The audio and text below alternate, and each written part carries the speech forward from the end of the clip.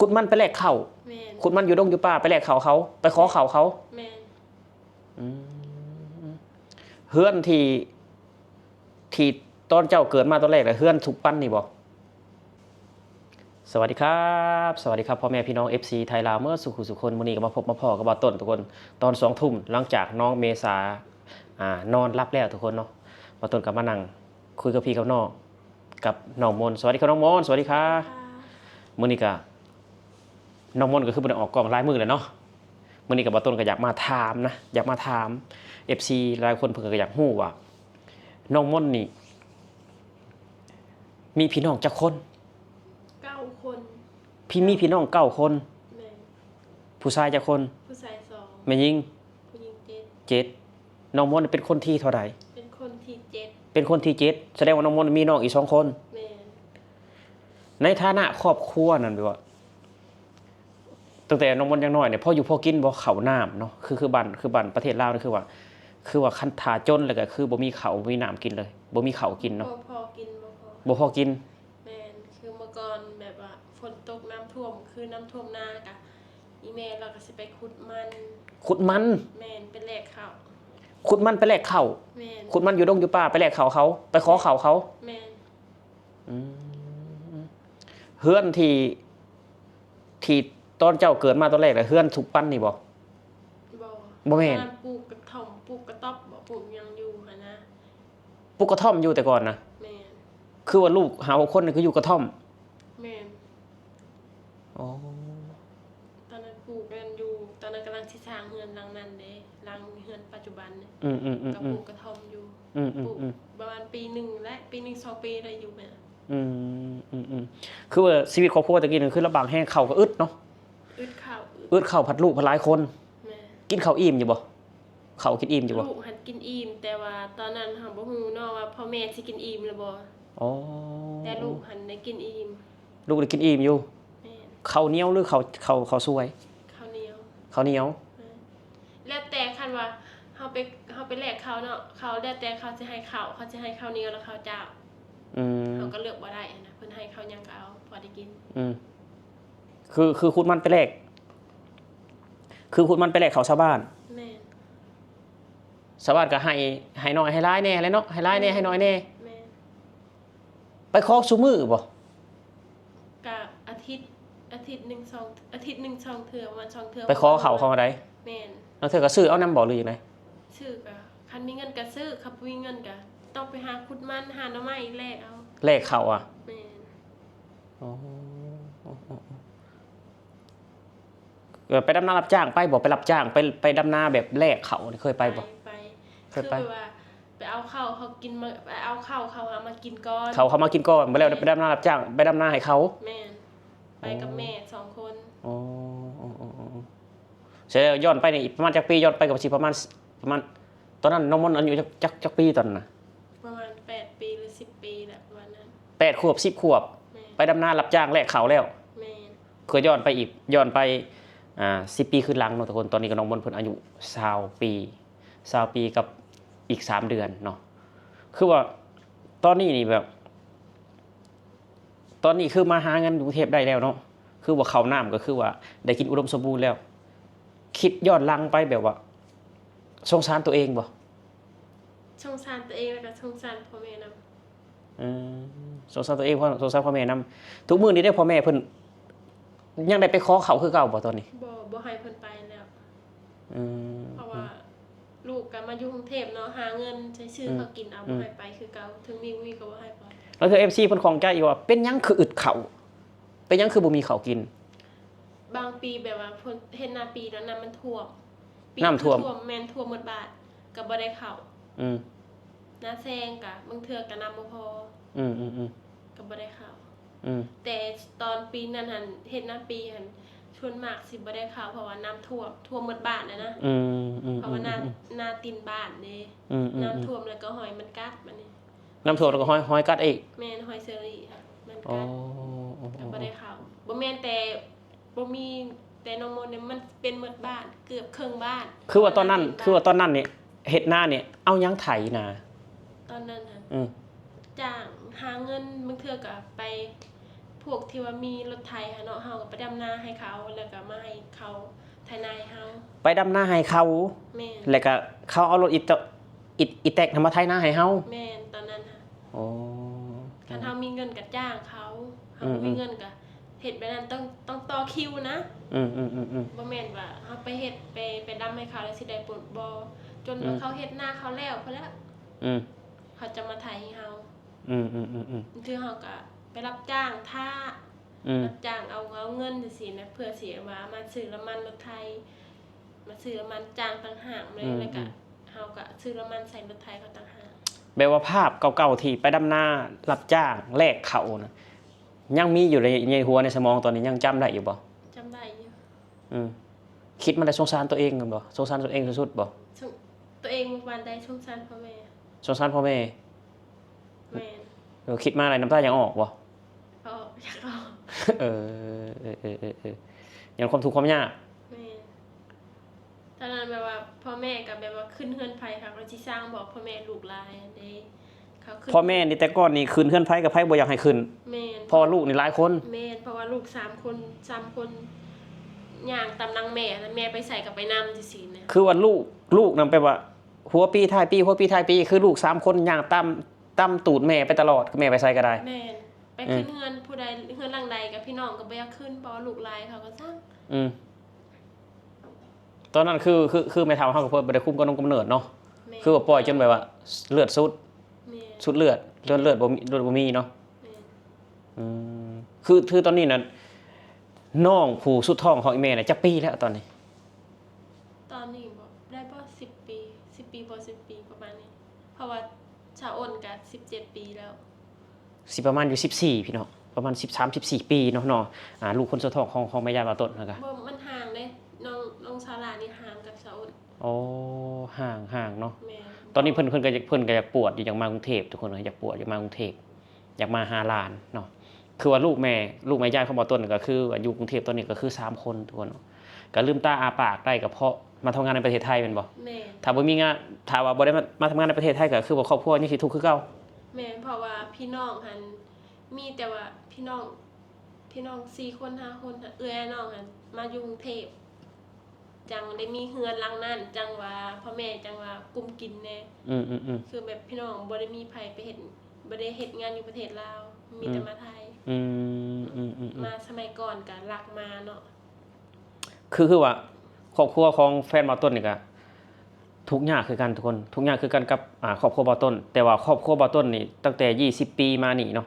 20 ปีคืนหลังมานี่น่ะคือบ่ต้นนี่แบบว่าครอบครัวบ่ต้นคือว่าดีขึ้นแล้วข้าวน้ำก็คือบ่ได้อึดแล้วเนาะแต่ว่าคือน้องมนต์นี่แบบว่าพ้นความทุกข์ทีหลังครอบครัวบ่ต้นเนาะคือน้องมนต์นี่ย้อนไป10 ปีทีหลังก็ยังแบบว่าครอบครัวเพิ่นยังอึดข้าวอยู่ยังบ่มีข้าวกินอยู่คือบ่ต้นนี่ย้อนไป20 ปีคืนหลังเนาะบ่ต้นนี่ถือว่าข้าวน้ำถือว่าบ่ได้อึดแล้วทุกคนบ่ได้อึดแล้วเนาะแต่ว่าน้องมนต์เพิ่นก็คือบ้านเพิ่นแบบว่าการพัฒนาของบ้านมันช้าความคิดของคนก็มันช้าทุกคนก็เลยแบบว่าพ้นทุกข์พ้นครอบครัวที่ทุกข์แห้งนะพี่น้องนะแต่ตอนนี้ถามว่าทุกข์บ่ทุกข์คือกันแต่ว่ายังมีข้าวกินแต่ก่อนน่ะทุกข์อีหลีทุกข์จนว่าไปหาเผือกไปหามันเนาะไปหาขุดมันตามดงตามป่าเพื่อสิไปแลกข้าวแลกน้ำไปหาขุดถ้าก็ฝนตกนำใดเว้นว่าแดดออกได้ฝนตกลิ้นนี่แหละไปหาขุดคือว่าตอนนี้น่ะคือว่าทุกข์อยู่แต่ว่ามีข้าวกินบ่ได้ไปขอข้าวบ่ได้ไปรับจ้างแลกข้าวเนาะตอนนี้ก็คือว่าทุกอยู่ครอบครัวก็คือว่ายังบ่ได้ดีสมบูรณ์ 100% เนาะแต่ว่าเขาบ่ได้อึดทุกวันนี้แต่ก่อนก็คือว่าทุกอริยรอพี่น้องทุกบ่มีข้าวกินน่ะฝนตกก็ไปหาขุดมันตากฝนเปียกไปขุดมันแล้วก็มาแลกเขาเขาก็บ่อยากเอาเลยเนาะเอามันไปแลกเขาแต่เขาก็จำเป็นบ่เขาถามว่าเขาก็เอาเพราะว่าฝนตกคนมีเงินเนาะฝนตกเขาก็บ่ลงจากเฮือนได้ฝนตกเขาบ่ไปหาอยู่หากินเด้ส่วนเฮาผู้ที่บ่มีค่ะหาฝนตกก็ต้องไปหาเพราะเฮาบ่มีข้าวกิน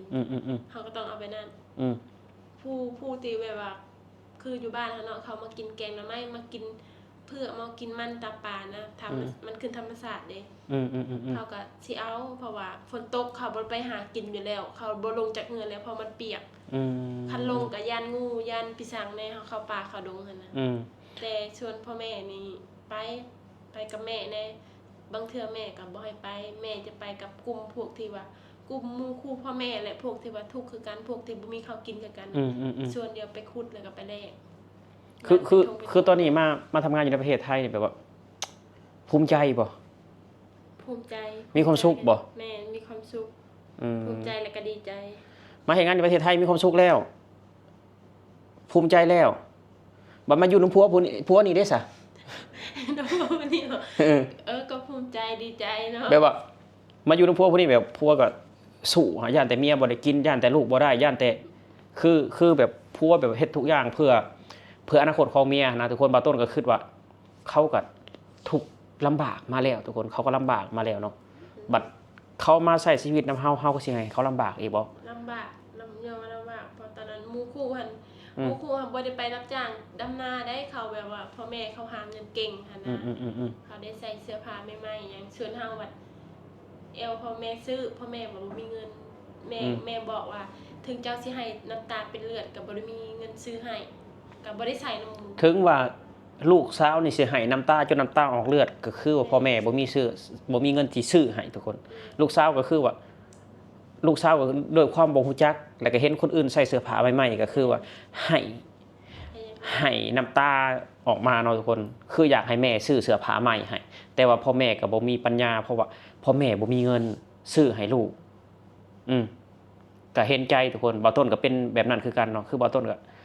คือให้คือห้องให้อยากได้เสื้อผ้าใหม่คือคนอื่นเขาเนาะคือว่าครอบครัวของบ่ต้นกับพ่อแม่บ่ต้นก็มีลูก9คนคือกันเนาะบ่ต้นฮู้สึกถึงฮู้ถึงความรู้สึกเขาเลยทุกคนอยากได้เสื้อผ้าใหม่ๆเฮาก็ต้องแบบว่าพ่อแม่เฮาบ่มีเงินก็เลยแบบว่าพอใหญ่มาแล้วก็ใหญ่มาพอหาเงินเองได้แล้วก็บ่ต้นก็ช่วยเหลือตัวเองมาตั้งแต่ม.1 ม.2 ทุกคนบ่ต้นหาเองบ่ต้นไปหาปูหาปลามาขายเนาะได้มื้อละถ้าเป็นเงินไทยก็มื้อละ10 บาท 20 บาทบ่ต้นก็เก็บบ่ต้นก็กำเพื่อสิได้เสื้อผ้าใหม่เพื่อสิได้แบบว่ามีเงินไปโรงเรียนถ้าว่าสิอาศัยนำพ่อแม่ก็คือพ่อแม่เฮาบ่มีคือคนอื่นลูกก็หลายยากจนคือกับน้องมนต์นั่นแหละทุกคนก็บ่มีเสื้อผ้าเนาะน้องว่าบางเทื่อก็ไปเก็บผักขะแยงเก็บผักขะเม็กไปขายได้ผักติ้วบ้านเฮาเมืองขายอยู่ไสขายให้แม่ค้าอยู่บ้านนั่นแหละเก็บผักติ้วเก็บผักสะแงงไปขายแม่นไปน้ำหมู่ไปเก็บขายได้เทื่อละ 3,000 4,000 ก็ไว้ซื้อขนมตัวเองกินแต่อย่างน้อยสิคิดบ่ว่าสิได้มานั่งอยู่ห้องและมีไฟฟ้าห้องแอร์แบบนี้เคยคิดบ่เคยคิดบ่สิได้มันนอนที่นอนนุ่มๆแบบนี้บ่เคยคิดสิได้เสื้อผ้างามๆแบบนี้เคยคิดบ่เคยคิดบ่เพราะตอนนั้นเอื้อยผู้ที่ป้าสาวอันนี้เรามากรุงเทพก่อนมาได้โดนเพิ่นสิพาเงินเทื่อนึงเพราะว่าแต่ก่อนหันคัดฝากเงินก็บ่ได้คือสมัยแต่นี้สมัยตอนนี้ได้เมื่อก่อนฝากเงินก็โอนไปบ้านนากอกพุ่นแล้วอีแม่ก็ฝนตกก็ต้องลุยน้ำลุยฝนน่ะไปเอาเงินค่ะเอาอีกแล้วเขาก็แบบว่าเหมือนกับมีค่าได้นาอีกอ่ะแบบว่าเขาก็สิให้เอาครึ่งนึงแน่นาก็เอาอีกครึ่งนึงหักค่าตัวเพราะเฮาสมัยแต่ก่อนบ่มีโทรศัพท์เลยคือว่าแต่ก่อนหันคือพี่สาวน้องมนต์เพิ่นมากรุงเทพทุกคนเพิ่นมากรุงเทพแล้วเพิ่นฝากเงินเมื่อบ้านนะฝากผ่านนายหน้าเนาะฝากผ่านนายหน้าสมมุติว่าฝาก 1,000 นายหน้าก็เอาไป500นายหน้าก็เอาไป500เพราะว่าแต่ก่อนยังบ่มีโทรศัพท์แม่นบ่ยังบ่มีโทรศัพท์ทุกคนแต่ก่อนก็คือแต่ก่อนเขาเจ้านี่ก็อาจจะบ่ถึง10 ปีนะถึงหรือว่า10 ปีแต่ยังนมนตอนยังน้อยอ่ะจักปีอ่ะก็ประมาณตอนเอื้อยสาวมากรุงเทพบ่ตอนนั้นกันยังน้อยได้น้อยก็สาวดำอีกสิประมาณ13 14 ปีบ่ประมาณนี้บ่10 ปีแม่นประมาณสำนั้นประมาณ10 ปีก็ถือว่า10 ปีนี่ทุกคนคือว่าแต่ก่อนเขาอ่ะคือบ่ต้นมาทำงานร้านหมูแล้ว10 ปีคือหลังบ่ต้นมาทำงานอยู่นี่แล้วคือว่าลิ้นโทรศัพท์มันยังมันลายหมดแล้วแต่ว่าคือว่าบ้านเขาเจ้าฮะมันซ่ากว่าบ้านคนอื่นทุกคนมันซ่ากว่าบ้านคนอื่นเพราะฉะนั้นแล้วพ่อแม่ก็อาจสิบ่มีโทรศัพท์เนาะติดต่อหาลูกก็ติดต่อยากก็เลยแบบถือเอารัดเอาเปรียบจากนายหน้าเวลาฝากเงินเมื่อก็ฝาก 1,000 ก็ได้แค่500นายหน้าก็เอา500 4-5 เดือนจังได้ฝากได้ 5-6,000ฝากให้พ่อแม่ 4-5 เดือนแล้วพ่อแม่ก็2 เดือนหรือว่า3 เดือนจังได้เว้านำลูกเทื่อหนึงค่ะต้องซื้อบัตรเติมเงินแล้วก็ลุยน้ำลุยฝนได้ไปโทรนำเพื่อสิเว้านำลูกหั่นไปโทรนำนายหน้านะคะไปให้เขาโทรให้ค่ะตอนนั้นบัดโทรทางเบอร์บ่ได้นี่ตอนนี้